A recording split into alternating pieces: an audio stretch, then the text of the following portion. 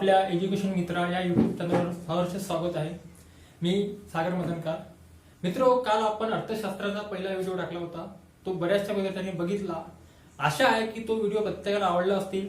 तो व्हिडिओ बघा, आपल्या जवळच्या मित्रांना मैत्रिणींना तो शेअर करा, कमेंट्स करा, सबस्क्राइब करा।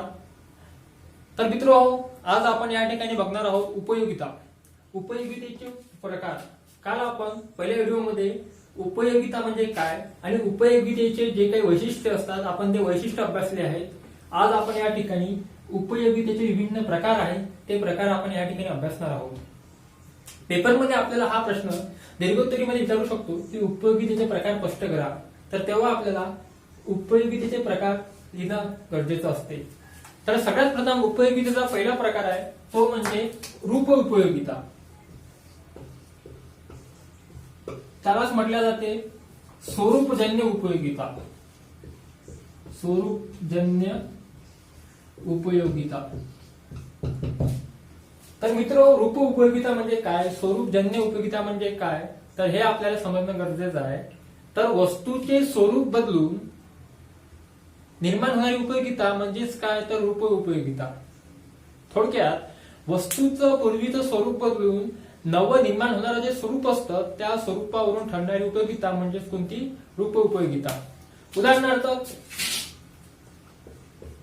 लाकूड असतो, लाकडाचा सहसा उपयोग आपण करत नाही, पण जेव्हा लाकडाचा आपण त्याच्यावर काहीतरी त्याचं स्वरूप बदलवतो, त्याच्या रूपात बदल करतो, त्या बदललेल्या रूपावरून आपण त्या लाकडाचं फर्निचर बनवतो, लाकडाचं डस्टर बनवतो, लाकडाच्या खुर्च्या बनवतो।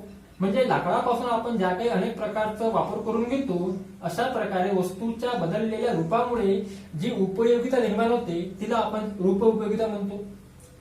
सोबतच सोन्याच्या चिप्स ज्या असतात, सोन्याच्या चिप्स आपण गळ्यात घालत नाही, पण जेव्हा आपण त्या सोन्याला योग्य प्रकारे शेप किंवा आकार देतो आणि आकार दिल्यानंतर त्यापासून जी उपयोगिता निर्माण होते तिला आपण स्वरूप किंवा रूपजन्य उपयोगिता असं म्हणतो। म्हणजेच काय, तर स्वरूप किंवा रूपजन्य उपयोगितेमध्ये वस्तूचा आकार किंवा स्वरूप बदलल्यामुळे निर्माण होणारी उपयोगिताच म्हणजे काय, तर स्वरूप किंवा रूपजन्य उपयोगिता। आणि त्यानंतर आपण दुसरा प्रकार पाहू। दुसरा प्रकार आहे काल उपयोगिता। तिलाच म्हणतात कालजन्य उपयोगिता। काल उपयोगिता आणि तिलाच म्हटलं गेला आहे कालजन्य उपयोगिता। तर याच्यामध्ये वस्तूचा काळ बदलला की त्या वस्तूमध्ये दुसऱ्या काळामध्ये उपयोगिता भासते, उपयोगिता वाढते। म्हणजे पूर्वीच्या काळापेक्षा दुसऱ्या काळामध्ये त्या वस्तूमध्ये उपयोगिता काय होते, निर्माण होते। त्यालाच काय म्हटलं गेलं आहे, कालजन्य उपयोगिता किंवा काल उपयोगिता। उदाहरणार्थ, आपल्याकडे तांदूळ असतात, तांदूळ आपण काय करतो, साठवून ठेवतो आणि साठवून ठेवल्यानंतर त्या तांदळाचा वापर आपण कालांतराने करतो, काही दिवसानंतर करतो। का, कारण की काही दिवसानंतर आपण तांदळाचा वापर केल्यामुळे आपल्याला त्यापासून अधिकाधिक चांगल्या प्रकारे भात खायला मिळते, म्हणून आपण तांदळाचा वापर करतो, बरोबर आहे। आणि त्यानंतर दुसरं उदाहरण, रेनकोट, छत्री, बरोबर आहे। रेनकोट, छत्री याचा आपल्याला विशिष्ट काळात उपयोग भासत नाही, पण पावसाळा आला, दुसरा काळ आला, तर दुसरा काळ आल्यानंतर त्या ठिकाणी आपल्याला त्या रेनकोट, छत्रीमध्ये उपयोगिता भासते, ठीक आहे। त्यानंतर कालजन्य झाली। त्यानंतर स्थल उपयोगिता।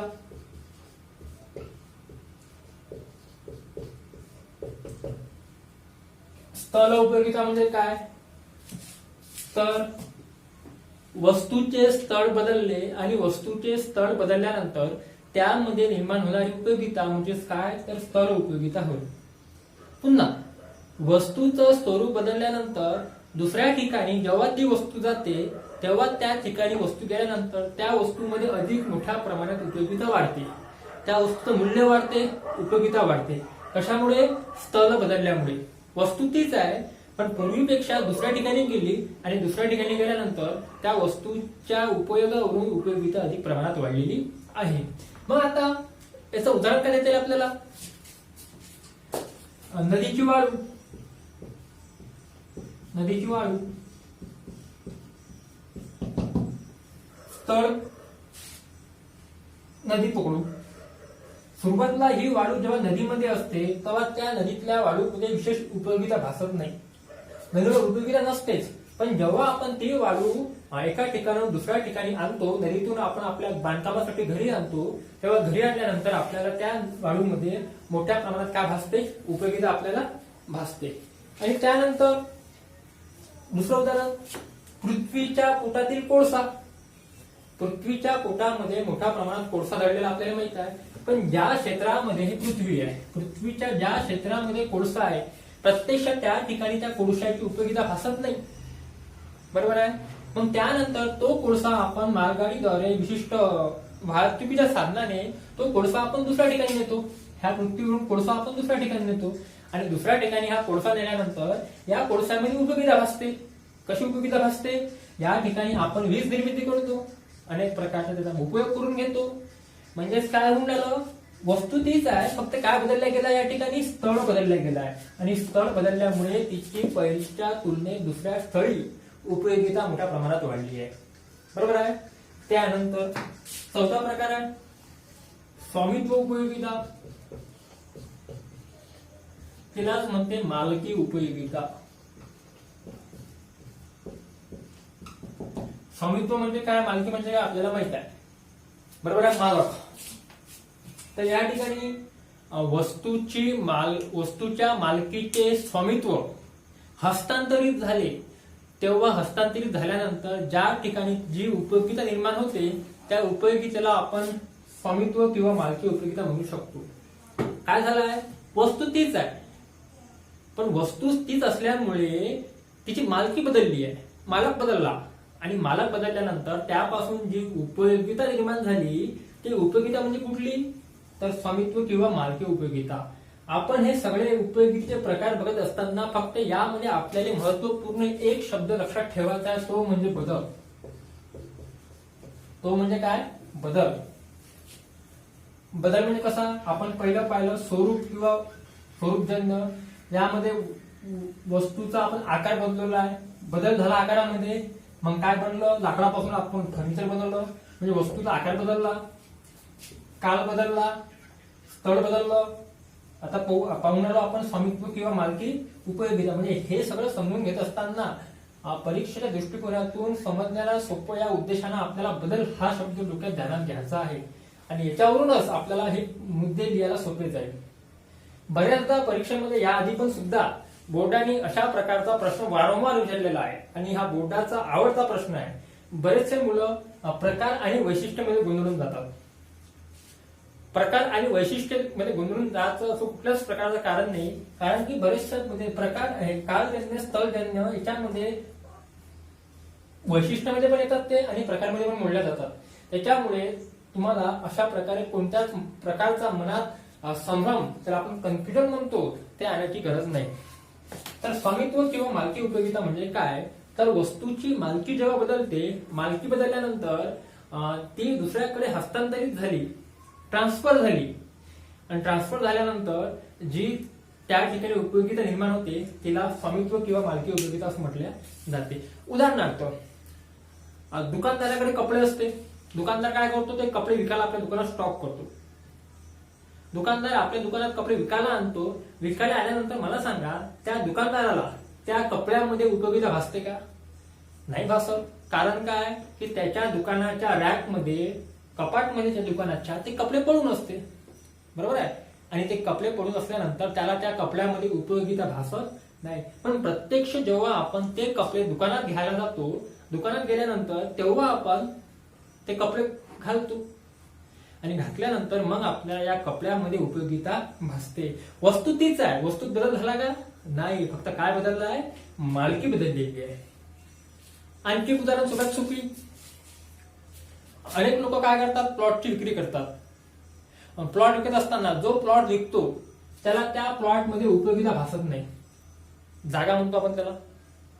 जो व्यक्ती प्लॉट विकतो त्याला त्या प्लॉट मध्ये उपयोगिता भासत नाही. पण जेव्हा आपण ते प्लॉट विकत घेतो, म्हणजे आपण त्या प्लॉटची मालकी बदलवली, स्वतः आपण मालक झालो. मालक झाल्यानंतर आपण त्या प्लॉटवर घर बांधतो, दुकान बांधतो, कुठल्याही प्रकारचा आपण त्या ठिकाणी स्वतःचा उपयोग करून घ्यायसाठी प्रयत्न करतो. कशामुळे शक्य झालं हे, इकडली वस्तू इकडे हस्तांतरित झाल्यामुळे त्यालाच काय म्हटलं गेलं आहे, स्वामित्व किंवा मालकी उपयोगिता. त्यानंतरचा प्रकार आहे 5वा, सेवा उपयोगिता. सेवा उपयोगिता. आता आपल्याला सेवा म्हणजे माहिती आहे काय होतं, सर्व्हिस म्हणतो आपण त्यालाच म्हटलं गेलं सर्व्हिस युटिलिटीज. मग आता सेवा उपयोगिता म्हणजे काय, आता आपल्याला माहित आहे की समाजामध्ये असे अनेक लोक असतात की ते सेवा देतात. जसे डॉक्टर लोक असतात, वकील लोक असतात, इंजिनियर लोक असतात, पोलीस लोक असतात. हे काय करतात, समाजाला सेवा देतात. पण त्यांच्या सेवा प्रत्यक्ष आपल्याला दिसत नाही, पण त्या जाणवतात, भासतात. त्यांच्या सेवा त्या अप्रत्यक्ष असतात. त्याच्यामुळे अशा ज्या सेवा असतात त्या सेवाला आपण काय म्हणू, सेवा उपयोगिता. कळालं? सेवा म्हणजे आपल्याला कळलं आहे की सेवा म्हणजे समाजामध्ये अनेक प्रकारचे असे वर्ग असतात की त्यांच्या सेवेमुळे समाजाचा, पर्यायाने देशाचा फायदा होतो. आणि देशाचं कल्याण करण्यासाठी ते अनेक प्रकारच्या सेवा आपल्याला पुरवतात. आणि त्यापासून जी उपयोगिता निर्माण होते तिला सेवा उपयोगिता म्हणतात. कुठले उदाहरण करू शकते मग, सेवा कुठल्या कुठल्या आहे, पोलीस सेवा आहे, वैद्यकीय सेवा आहे, त्यानंतर शिक्षक आहे, इंजिनियर्स आहे. अशा अनेक प्रकारच्या ज्या सेवा असतात त्या सेवांमुळे जी उपयोगिता निर्माण होते तिला सेवा उपयोगिता म्हणतात. उदाहरणार्थ इंजिनियर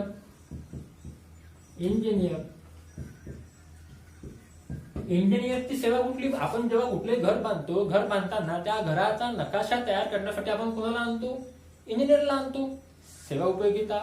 त्यानंतर आपल्याला जेव्हा आपण आजारी पडतो, आजारी पडल्यानंतर बरं होण्यासाठी आपण डॉक्टरकडे जातो, इलाज करतो, आपण उपभोग घेऊन राहिलो. बरोबर आहे. त्याच्यामुळे ही झाली सेवा उपयोगिता. कळालं? त्यानंतर 5वा आणि शेवटचा प्रकार आहे ज्ञान उपयोगिता. ज्ञान उपयोगिता. ज्ञान प्राप्त करणे हा प्रत्येक मनुष्याचा मूलभूत अधिकार आहे. बरोबर आहे. म्हणजेच काय, तर अनेक ज्ञान आपण प्राप्त करत असतो आणि त्या ज्ञानाचा आपण वापर करून घेतो. बरोबर आहे. समजा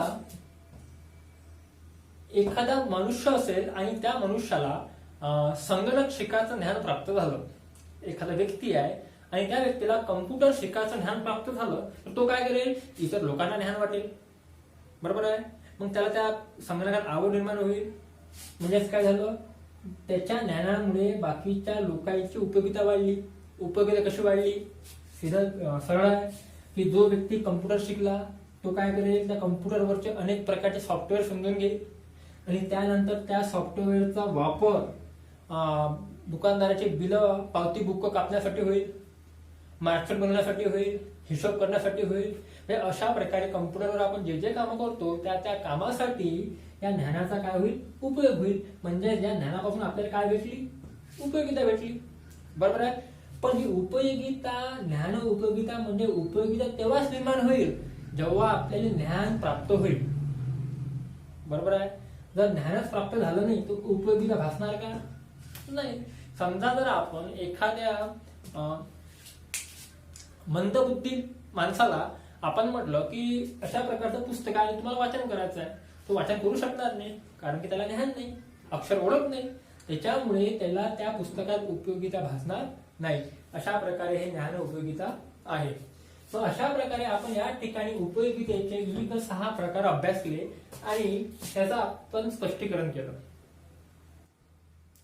तर आता आपल्याला या ठिकाणी उपयोगितेमधल्या 2 संकल्पना पाहायच्या आहेत. त्या संकल्पना म्हणजे सीमांत उपयोगिता, त्यालाच म्हटलं गेलं आहे मार्जिनल युटिलिटी, आणि दुसरी संकल्पना आहे एकूण उपयोगिता, तिला म्हटलं गेलं आहे टोटल युटिलिटी. अतिशय महत्वाच्या संकल्पना आहे आणि या संकल्पना आपल्याला पेपरमध्ये फरक स्पष्ट करा या प्रश्नामध्ये नक्कीच येणार आहे. त्याच्यामुळे आपल्याला या संकल्पना समजून घेणं गरजेचं आहे. या संकल्पना आपल्याला समजताना, फरक स्पष्ट करताना पाठ करायची काहीच गरज नाही. अजिबात या प्रकारच्या संकल्पना किंवा या प्रकारचा फरक स्पष्ट करामध्ये आलेला प्रश्न आपण पाठ करून लिहित असू तर काहीच कामाची गोष्ट नाही. Concept is a power. एकदा जर कन्सेप्ट समजली तर आपण त्या कन्सेप्टवर येणारा प्रश्न कशाही प्रकारे घुमून जरी विचारला, फिरून जरी विचारला, तर आपण योग्य प्रकारे त्या प्रश्नाचं उत्तर आपल्या अपेक्षित भाषेत लिहू शकतो. त्याच्यामुळे कन्सेप्ट समजणं महत्वाचं आहे आणि हीच कन्सेप्ट आता आपल्याला इथे समजून घ्यायची आहे. तर सीमांत उपयोगिता म्हणजे काय आणि एकूण उपयोगिता म्हणजे काय, तर या ठिकाणी आपल्याला सगळ्यात प्रथम सीमांत उपयोगिता म्हणजे काय हे समजून घेऊ. त्याच्यानंतर तो एकूण उपयोगिता. आता समजा माझ्याकडे आंबा आहे, बरोबर आहे, आणि या आंबा खाल्यानंतर मला आंबा खायचा आहे, बरोबर आहे. हा माझ्याकडे आंबा आहे आणि मी आंबा खाईन. आता मी असं म्हणेन की मी एका आंब्याचं सेवन करेल. आता आपण अर्थशास्त्र हा विषय शिकून राहिलो. अर्थशास्त्र विषय शिकत असताना आपल्याला थोडस अर्थशास्त्रीय भाषेत बोलणं गरजेचं आहे, बरोबर आहे. मग आपण थोडस अर्थशास्त्रीय भाषा वापरू. तर मी असं म्हणेल की माझ्याजवळ एक आंबा आहे हा, आणि हा आंबा मी खातो. मी असं न म्हणता मी या एका आंब्याचं सेवन करेल, मी असं म्हणतो. सोपी होऊन झालं, व्हेरी गुड. त्याच्यानंतर आता मी हा जो आंबा खाईल आणि हा आंबा खाल्ल्यानंतर त्याचं सेवन करेल, आणि सेवन केल्यानंतर मला त्यापासून जितकी उपयोगिता मिळेल, एका आंब्यापासून म्हणालो मी, या एका आंब्यापासून सेवन केल्यानंतर मला जितकी उपयोगिता मिळेल ती उपयोगिता म्हणजे सीमांत उपयोगिता होय. क्लिअर झालं? म्हणजे काय म्हणालो, मी एक आंबा खाल्ला, एक आंबा खाल्ला म्हणजे एका आंब्याचं सेवन केलं, आणि एका आंब्याचं सेवन केल्यानंतर त्यापासून मला जवळपास 30 मात्रा उपयोगिता मिळाली. कल्पना करून सांगून राहिलो की मला 30 मात्रा उपयोगिता मिळाली पहिल्या आंब्यापासून, बरोबर आहे, ठीक आहे. आणि त्यानंतर ही जी 30 मात्रा उपयोगिता आहे, ही 30 मात्रा उपयोगिता म्हणजे सीमांत उपयोगिता, कारण की हे एका आंब्याची उपयोगिता आहे, बरोबर आहे. ही कशी आहे, एका आंब्याची उपयोगिता आहे, आणि एका आंब्याची उपयोगिता असल्यामुळे तिला म्हणू आपण सीमांत उपयोगिता. इतकं क्लिअर झालं? कुठल्याच प्रकारचा प्रॉब्लेम नाही, अडचण नाही, व्हेरी गुड. त्यानंतर आता आपण पाहू एकूण उपयोगिता म्हणजे काय. तर मला सांगा तुम्ही, आता आपण एकच आंबा खाणार का? आपण फक्त एकच आंबा खाऊ शकतो का? नाही. एक आंबा घेतल्यानंतर आपल्याला तो एक आंबा गोड लागला, आपण परत दुसरा आंबा खाऊ, मग आपण या ठिकाणी दुसरा आंबा खाऊ. म्हणजे आपण या ठिकाणी दुसऱ्या आंब्याचं सेवन केलं. दुसऱ्या आंब्याचं सेवन केल्यानंतर मी तुम्हाला सांगितलं होतं, जेव्हा आपण उपयोगितेचे वैशिष्ट्य शिकलो त्यात सांगितलं होतं की उपयोगिता ही घटत जाते. उपयोगिता ही काय होते, घटत जाते. मग आता या ठिकाणी दुसरा आंबा जेव्हा खाईल, दुसरा आंबा खाल्ल्यानंतर काय होणार आहे, मला पहिल्या आंब्यापासून 30 मात्रा उपयोगिता भेटली. आपण म्हटलं की उपयोगिता ही घटत जाते. मग मला या ठिकाणी 25 मात्रा काय होईल, उपयोगिता मिळेल. किती मात्रा? 25 मात्रा, बरोबर आहे. 25 मात्रा काय मला उपयोगिता मिळेल. मग इथपर्यंत क्लिअर झालं? आता एकूण उपयोगिता म्हणजे काय हे आपण पाहून आलो. तर एकूण उपयोगिता म्हणजे काय, तर सीमांत उपयोगितेच्या एकूण उपयोगितेची बेरीज. एकूण उपयोगिता म्हणजे सीमांत उपयोगितेच्या एकूण उपयोगितेची बेरीज. समजा आता मी 2च आंबे खाल्ले, 2च काय खाल्ले मी, आंबे खाल्ले. मग 2 आंबे खाल्ल्यानंतर एकूण उपयोगिता किती होईल, 55 होईल. किती होईल, 55. म्हणजे एकूण उपयोगिता म्हणजे काय, तर सीमांत उपयोगितेच्या नगापासून मिळणारी एकूण बेरीज, त्यालाच काय म्हणतो आपण, एकूण उपयोगिता. आणखी याच्या संदर्भात आपल्याला परीक्षेमध्ये फरक स्पष्ट करा हा एक टॉपिक येतो, बरोबर आहे. तर हा टॉपिक आपल्याला करताना कोणत्याच प्रकारे एकही मुद्दा पाठ करायचा नाही. कन्सेप्ट समजून घ्यायची आहे, आणि कन्सेप्ट जर आपण एकदा समजून घेतली तर आपल्याला रात्री जरी विचारलं झोपेमध्ये की सीमांत म्हणजे काय, एकूण म्हणजे काय, फरक स्पष्ट करा, तर तुम्ही डोळे बंद करून झोपीत असताना सुद्धा या प्रकारचा फरक स्पष्ट करू शकता. तर आपण या ठिकाणी एक कोष्टक बनवू आणि कोष्टकानुसार सीमांत उपयोगिता आणि एकूण उपयोगिता काय समजून घेऊ. ठीक आहे, व्हेरी गुड. तर आपल्याला एकूण उपयोगिता आणि सीमांत उपयोगिता या संकल्पना समजून असताना त्या संदर्भातलं कोष्टक आपण जर काढलं तर या कोष्टकावरून आपण सोप्यात सोपीरित्या फरक स्पष्ट करू शकतो. तर मी तुम्हाला सांगितलं आहे की सीमांत उपयोगिता म्हणजे प्रत्येक नगाची उपयोगिता. जर मी एका आंब्याचं सेवन केलं असेल तर त्या एका आंब्यापासून मला मिळणारी उपयोगिताच म्हणजे सीमांत उपयोगिता. मग मी एका पाठोपाठ पहिला आंबा खाल्ला, दुसरा आंबा खाल्ला, तिसरा आंबा खाल्ला, चौथा आंबा खाल्ला, अशा प्रकारे मी क्रमवार जितके आंबे खाल्ले, क्रमवार आंबे खाल्ल्यानंतर शेवटी मी पहिल्यापासून तर शेवटच्या आंब्यापर्यंत जितके काही आंबे खाल्ले त्या प्रत्येक आंब्यापासून मला जितकी उपयोगिता मिळते तितक्यांची मी बेरीज करीन तेव्हा मला एकूण उपयोगिता मिळते. क्लिअर? मग आपण या ठिकाणी एक कोष्टक काढू, याला तक्ता म्हणू. तर यामध्ये सुरुवातीला आंब्याचं नग आपण घेऊ. सर्वप्रथम मी एक आंबा खाईल आणि एक आंबा खाल्ल्यानंतर मला त्या आंब्यापासून सुरुवातला सीमांत उपयोगिता मिळेल किती? 35 मिळेल. किती मिळेल? 35. ठीक आहे, आपण 35 न करता इथे करू आपण 25. आणि जेव्हा मी तोच आंबा खाईल, तो आंबा खाताना मला एकूण उपयोगिता सुद्धा किती मिळेल? 25 मिळेल. सीमांत उपयोगिता म्हणजे जेव्हा मी एक आंबा खाईल, एक आंबा खाल्ल्यानंतर मला मिळणारी उपयोगिता म्हणजे किती? 25 म्हणजे सीमांत उपयोगिता. मग आपण तर म्हटलंय की एकूण उपयोगिता म्हणजे प्रत्येक आंब्याची बेरीज. तर आपण इथे एकच आंबा खाल्ला ना, इथं जर आपण 2 आंबे खाल्ले असते आपण याची बेरीज केली असती. पण आंबा एक खाल्ल्यामुळे याच्यापासून 25 आहे, त्याच्यापासून 25 आहे ना. क्लिअर आहे? मग एकूण उपयोगिता सुद्धा किती राहील? 25.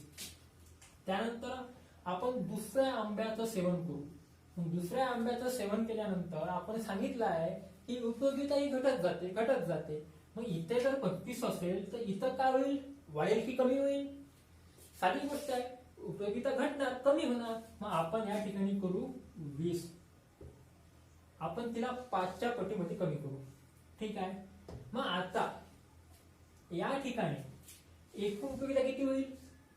पहिल्यापासून जर 25 भेटते, मग पहिल्यामध्ये हा ऍड नाही लागेल का आपल्याला? जर पहिल्यापासून जर 25 भेटली तर आपल्याला हा जेव्हा आपण त्याच्यात दुसऱ्या आंब्यापासून मिळणारी उपयोगिता ऍड करू तेव्हा आपल्याला इथून एकूण उपयोगिता मिळेल. मग 25 आणि 20 किती होते? 45. क्लिअर? त्यानंतर एक गोष्ट नेहमी लक्षात ठेवायची, जेव्हा आपण कुठल्याही पदार्थाचं सेवन करतो तेव्हा त्यापासून मिळणारी सीमांत उपयोगिता असो की एकूण उपयोगिता असो ती नेहमी परिमाणात लिहायची. कुठलं तरी त्याला परिमाण पाहिजे. वस्तू किलोत असते, द्रव लिटरमध्ये असते, तर आपण काय करू? 25 मात्रा करू. बरोबर आहे? 20 मात्रा.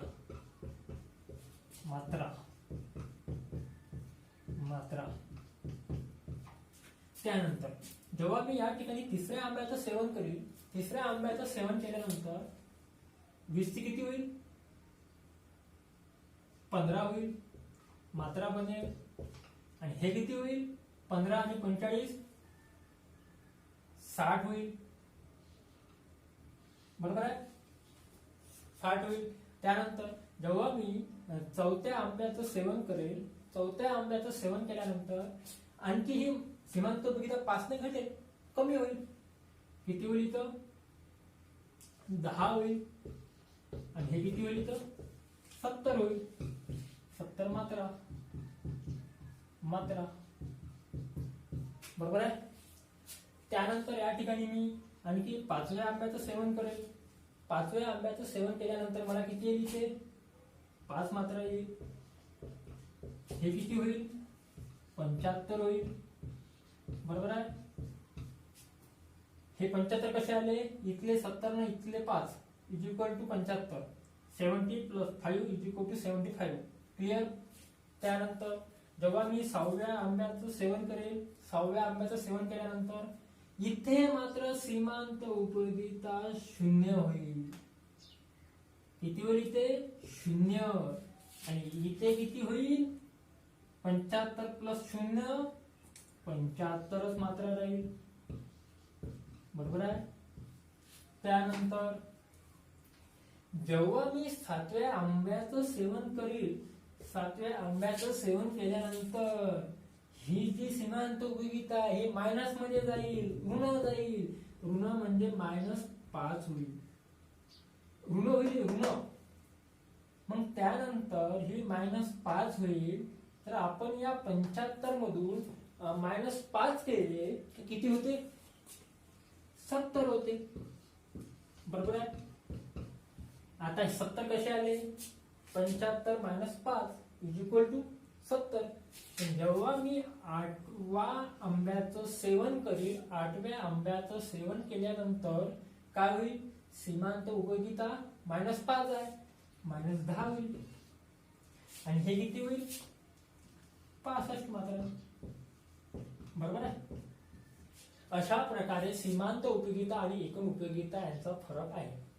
मग हा फरक आपण मुद्द्यांच्या साहाय्यानं स्पष्ट कसं करायचा हे समजणं गरजेचं आहे. बरोबर आहे. हा फरक आपण मुद्द्यांच्या साहाय्याने स्पष्ट कसं करायचा हे समजणं गरजेचं आहे. तर तत्पूर्वी आपण बघितलं याचं कोष्टक. आता आपण सीमांत उपयोगिता आणि एकूण उपयोगिता याची थोडक्यात आकृती पाहू. आकृतीवरून आपल्याला समजेल की सीमांत उपयोगिता कशी घटते आणि एकूण उपयोगिता कशी वाढते. या ठिकाणी आपण उपयोगिता, सीमांत उपयोगिता आणि एकूण उपयोगिता ही कोष्टकाच्या सहाय्याने अभ्यासलेली आहे. आता आपल्याला याच माहितीचा वापर करून आकृती काढायची आहे सीमांत उपयोगिता आणि एकूण उपयोगिता यांची. तर आपण हीच माहिती घेणार आहोत आणि आकृती काढणार आहोत. तर या ठिकाणी मी श या अक्षरावर आंब्याचे नग लिहिणार आहोत. आंब्याचे नग आणि त्यानंतर मी य या अक्षरावर सीमांत उपयोगिता आणि एकूण उपयोगिता लिहिलेली आहे. बरोबर आहे. जेव्हा मी पहिला आंबा खाईल, पहिल्या आंब्याचं सेवन केल्यानंतर मला पहिल्या आंब्यापासून सीमांत उपयोगिता किती मिळते? 25 मात्रा. मग मी जेव्हा पहिला आंबा खाईल त्यापासून मला किती मिळाली? 25 मात्रा. 25 म्हणजे हे कसं केलं? इथे याच्यावर आपण सरळ गेलो, इथे झाली 25. क्लिअर. मग त्यानंतर जेव्हा आपण पहिला आंबा खाऊ, पहिला आंबा खाल्ल्यानंतर एकूण उपयोगिता सुद्धा आपल्याला 25 मात्रा मिळून राहिली. कारण की सीमांत उपयोगिता आणि एकूण उपयोगिता पहिला आंब्याचा नग खाल्ल्यानंतर सारखी असते. आता आपण या ठिकाणी दुसऱ्या आंब्याचं सेवन करू. दुसऱ्या आंब्याचं सेवन केल्यानंतर त्यापासून आपल्याला 20 मात्रा सीमांत उपयोगिता मिळून राहिली. दुसऱ्यापासून किती मिळून राहिली? 20 मात्रा. दुसऱ्याच्या सरळ वर जाऊ, हे झाली 20. आणि त्यानंतर आपल्याला दुसऱ्या मात्रेपासून किती एकूण उपयोगिता मिळत आहे? तर ती मिळत आहे 45. आपण जर इथे दुसऱ्यापासून किती सरळ जो 45 इथं आहे. इथून जर आपण सरळ पाहिलं तर किती येते? 2 येते. आंबा किती भेटली आपल्याला? इथे 45 मिळाली. जेव्हा आपण तिसऱ्या आंब्याचं सेवन करू, तिसऱ्या आंब्याचं सेवन केल्यानंतर आपल्याला या तिसऱ्या आंब्यापासून 15 मात्रा काय मिळून राहिलेली आहे? सीमांत उपयोगिता. हा तिसरा आंबा झाला. बरोबर आहे. आणि सरळ वर गेलो, हे 15 इथे आले. बरोबर आहे. आणि त्यानंतर एकूण उपयोगिता किती आहे? तिसऱ्या मात्रेपासून 60 आहे. हे तिसरी, इथून सरळ गेलो आपण 60. क्लिअर झालं. त्यानंतर जेव्हा आपण चौथ्या आंब्याचं सेवन करू तर 10 मात्रा आपल्याला सीमांत उपयोगिता मिळत आहे. मग हे आपण चौथं 10, हे 10 इथे आहे. आणि हे किती आहे? 70. चौथ्याला किती? 70. बरोबर आहे. त्यानंतर आंब्याचा नग जेव्हा आपण 5वं खाऊ तर आपल्याला किती मिळते? इथं 5 मात्रा मिळते. 5व्या नगाला सीमांत उपयोगिता किती आहे? 5 आहे. त्यानंतर एकूण उपयोगिता किती आहे? 75 आहे. 70 ने हे वरचे 5, 75 झाले. बरोबर आहे. त्यानंतर जेव्हा आपण 6व्या आंब्याचा नग खाऊ तर 6व्या आंब्याचा नग खाल्ल्यानंतर सीमांत उपयोगिता या ठिकाणी 0 आहे. मग इथे तर कुठे 0 नाही आहे. मग काय करायचं? तर 0 आहे हा आपण या ठिकाणी 0 दिलेला आहे. कारण की कुठल्याही अंकाची सुरुवात 0 ने होते. मग हा 0, मग याच्यावरती 1, 2, 3, 4, हा 5 वर चालले. बरोबर आहे.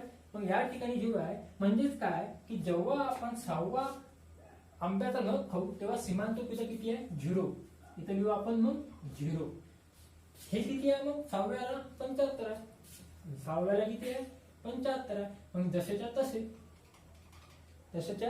तसे मग त्यानंतर जेव्हा आपण 7व्या आंब्याचं सेवन करू, जेव्हा आपण 7व्या आंब्याचं सेवन करू, 7व्या आंब्याचं सेवन केल्यानंतर त्यापासून आपल्याला सीमांत उपयोगिता -5 मिळते. मग या ठिकाणी -5 कुठेच नाही आहे, -5 शून्य नंतर काय येईल, -5, -1, -2, -3, -4 हे -5 बरोबर आहे. हे कुठे येईल, इथे बरोबर आहे. मग त्यानंतर हे किती आहे, एकूण उपयोगिता. या ठिकाणी एकूण उपयोगिता किती आहे, 70. मग 70 कुठे आहे, तर ह्या ठिकाणी 70 आहे बरोबर आहे. ही झाली 70.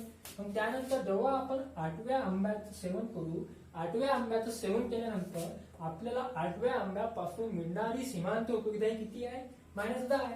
म्हणजे -10 बरोबर आहे, -10. मग त्यानंतर यापासून मिळणारी एकूण उपयोगिता किती आहे, 65 मात्रा. 65 कुठे आहे, 70 आणि 60च्या मध्ये, हे 65 बरोबर आहे. झालं क्लिअर. मग आता या ठिकाणी आपण काय करू, जे जे बिंदू आपण काढलेले आहे ते बिंदू आपण आता जोडून घेऊ. जोडून म्हणजे कसे जोडू, अशा प्रकारे स्केलच्या सहाय्याने आपण ते बिंदू जोडून घेऊ बरोबर आहे. आणि हे सुद्धा आपण असे बिंदू जोडून घेऊ. ठीक आहे. ही काय झाली आपली एकूण उपयोगिता, ही झाली एकूण उपयोगिता आणि ही झाली आपली सीमांत उपयोगिता. झालं. अशा प्रकारे आपण या ठिकाणी आकृतीच्या साहाय्याने याच माहितीच्या द्वारे सीमांत उपयोगिता आणि एकूण उपयोगिता म्हणजे काय याचा फरक आपण घेतलेला आहे. तर मित्रो, तुम्हाला परीक्षेमध्ये सीमांत उपयोगिता आणि एकूण उपयोगिता याचा फरक स्पष्ट करा. जेव्हा आपण फरक स्पष्ट करतो तेव्हा आपल्याला फरक स्पष्ट करताना त्यामध्ये मुद्दे मांडावे लागतात, मुद्द्याचं वर्णन करावं लागते. तर ते कशा प्रकारे करायचं हे आपण या ठिकाणी थोडक्यात बघू. सर्वप्रथम कुठलाही फरक स्पष्ट जेव्हा आपण करतो, फरक स्पष्ट करताना आपण त्या ठिकाणी अशा प्रकारे आखून घ्यावं. आखलं, त्या आखल्यानंतर इथं आपण लिहू सीमांत उपयोगिता. ठीक आहे. त्यानंतर या ठिकाणी आपण लिहू एकूण उपयोगिता. झाली. मग आता आपल्याला एक एक मुद्दे समजून सांगायचे आहे की हिच्यात आणि याच्यात काय फरक आहे. फरक म्हणजे तुलना करणे, हिची हिच्याशी तुलना करणे किंवा याची याच्याशी तुलना करणे बरोबर झालं. मग आता मुद्दा नंबर 1 काय आहे, तर कुठलाही फरक लिहिताना स्पष्ट करताना सर्वप्रथम त्यामध्ये फरक मध्ये काय येणं गरजेचं आहे, व्याख्या. व्याख्या येणं गरजेचं आहे. मग आता सीमांत उपयोगिता म्हणजे काय ते सांगा लागेल. प्रत्येक नगापासून मिळणारी उपयोगिता म्हणजे काय, सीमांत उपयोगिता. एकूण उपयोगिता प्रत्येक नगापासून मिळणाऱ्या सीमांत उपयोगितेची बेरीज म्हणजेच काय झालं, एकूण उपयोगिता. झालं क्लिअर. मग त्यानंतर दुसरा मुद्दा सांगू आपण. आता पहा, आता दुसरा मुद्दा काय आहे, सुरुवातीला जेव्हा आंब्याचं सेवन केल्या जात आहे पहिल्या नगाला, तर सीमांत उपयोगिता सारखी आहे, एकूण उपयोगिता सारखी आहे. म्हणजे कमी नाही जास्त नाही, समसमान आहे. मग इथं आपण दुसरा मुद्दा काय टाकू, काय टाकणार आहोत की सुरुवातीला सीमांत उपयोगिता आणि पहिल्या नगाला, सुरुवातीला नाही पहिल्या नगाला सीमांत उपयोगिता आणि एकूण उपयोगिता सारखी असते. इथे पण टाकू पहिल्या नगाला एकूण उपयोगिता ही सीमांत उपयोगिते सारखी असते. झाला मुद्दा पॉईंट 2 भेटला. मुद्दा तिसरा काय होऊन गेलं, सीमांत उपयोगिता कमी होऊन राहिली दिसत आहे, एकूण उपयोगिता आपल्याला वाढताना दिसत आहे. मग सुरुवातीला सेवन केल्यानंतर क्रमाक्रमाने सीमांत उपयोगिता कमी होत जाते, तर एकूण उपयोगिता ही सीमांत उपयोगितेपेक्षा वाढत जाते. तिसरा मुद्दा भेटला. चौथा मुद्दा, जेव्हा सीमांत उपयोगिता 0 आहे तेव्हा एकूण उपयोगिता काय, स्थिर आहे, 75-75 बरोबर आहे. मग लिहायचं इथं, जेव्हा सीमांत उपयोगिता 0 आहे तेव्हा एकूण उपयोगिता काय, स्थिर आहे. आणि जेव्हा एकूण उपयोगिता स्थिर आहे तेव्हा सीमांत उपयोगिता काय असते, 0 असते. झालं. मग त्यानंतर आता या ठिकाणी मायनस आहे, या ठिकाणी मायनस आहे, म्हणजेच काय आहे ती सीमांत उपयोगिता धनात्मक ऋणात्मक राहू शकते, तर एकूण उपयोगिता नेहमी धनात्मक असते, ऋणात्मक नसते. क्लिअर. मग त्यानंतर आणखी महत्वाचा मुद्दा पाचवा, सातवा मुद्दा बघू आपण. वक्र हा कोणत्या दिशेने चालला, तर हा वक्र एकूण उपयोगितेचा वक्र डावीकडून निघाला आणि उजवीकडे चालला. बरोबर आहे. डावीकडून निघाला आणि उजवीकडे काय होऊन राहिला, तो वर चाललाय. क्लिअर झालं. म्हणजेच काय तर एकूण उपयोगितेचा वक्र डावीकडून उजवीकडे वर जातो. बरोबर आहे. आणि त्यानंतर सीमांत उपयोगितेचा वक्र हा डावीकडून उजवीकडे खाली सरकतो. हा वर जातो आणि हा खाली सरकतो. ठीक आहे. तर आपण आज या ठिकाणी एकूण उपयोगिता आणि सीमांत उपयोगिता ही संकल्पना अभ्यासली, त्याचे प्रकार बघितले उपयोगितेचे. उद्याच्या लेक्चरमध्ये आपण डॉक्टर मार्शल यांनी मांडलेला उपयोगिता सिद्धांत, त्यालाच म्हणतात राजसमान सिद्धांत, हा उद्या आपण अभ्यासणार आहोत. तत्पूर्वी ज्या विद्यार्थ्यांनी पहिला आणि हा व्हिडिओ बघितला नसेल त्यांनी व्हिडिओ बघून घ्या. आपल्या मित्र आणि मैत्रिणींना शेअर करा, लाईक करा, कमेंट्स करा आणि अशाच प्रकारे पुढचे व्हिडिओ बघत राहा.